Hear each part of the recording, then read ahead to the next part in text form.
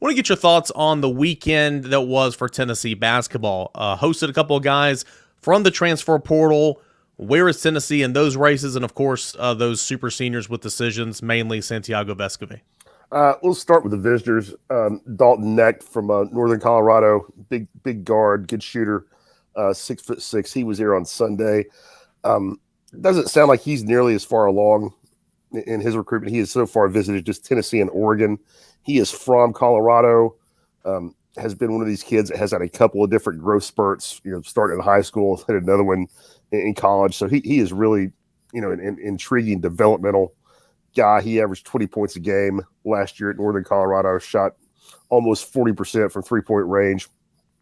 So he's obviously attractive as a shooter, but again, has visited Tennessee and Colorado, or Tennessee and Oregon so far. He's got Washington out there. Gonzaga's recruiting him. Arkansas, who's pulling seemingly everybody out of the portal, is involved. So, he said distance was not going to be a factor. We'll see if that's the case. But he's a West Coast guy. He's got a bunch of West Coast Pac-12 schools chasing him.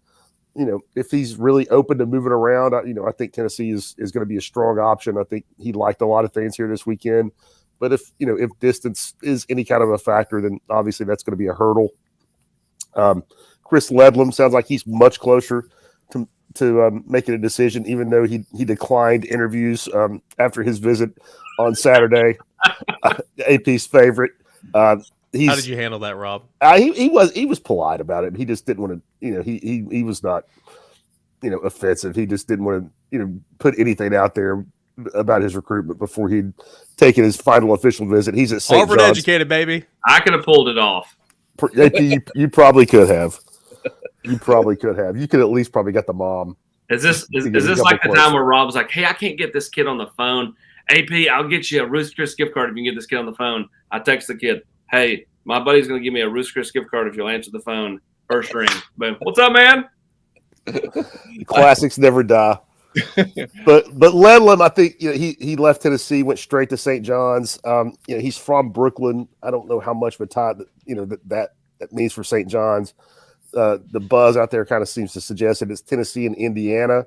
But I guess just bottom line, Tennessee had 2 official visitors here this weekend, 2 grad transfers.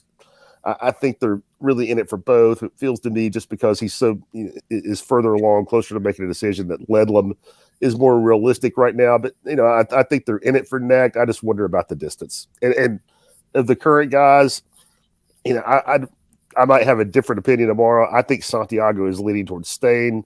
I think Josiah is leaning towards going. And again, I may hear something this afternoon that makes me feel differently, by supper time. Rob, is there anybody else on the horizon from a transfer standpoint, or is there one of those reclassification guys out there looming that nobody knows about that suddenly is, pops up a year early and ends up out of school in August, much like Zakai Ziegler did? Is there either one of those type things floating around right now? Transfer wise, for sure, Jordan Gainey, who just happens to be the son of associate head coach Justin Gainey, is in the portal for USC Upstate over outside of Greenville. If he stays in the portal and really decides he wants to change, I think it'd be a surprise if he ended up anywhere besides Tennessee.